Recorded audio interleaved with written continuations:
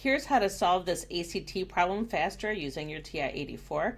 I'm Tina from my tutor. Let's jump in to this common ACT question that you'll only see on the ACT. Like, who asked such a crazy question? What is the 358th digit after the decimal point in this repeating decimal? What this question actually is a remainder problem. So we're going to use the remainder function on the calculator. So to get that, you're going to go to Math, and then we're going to go over to Num and scroll down until you see Remainder. Okay, so when we look at this, we're dividing 358. So I'm going to put 358, and then I'm going to do comma, which is right above the 7. And now I want to count how long my pattern is. So my pattern is this repeating decimal, 1, 2, 3, 4. It's 4 digits long. So I'm going to do 358 comma 4.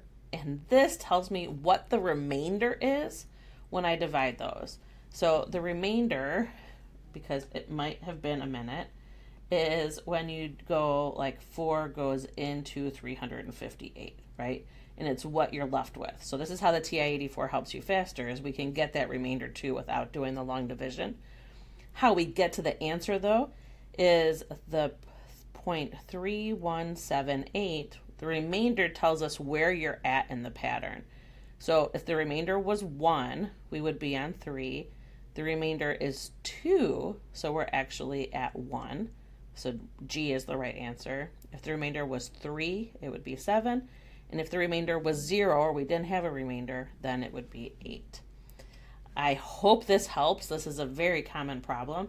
If you want more TI-84 shortcuts for the ACT and SAT, don't forget to follow and check out the free TI-84 starter pack in my bio. Slay the day.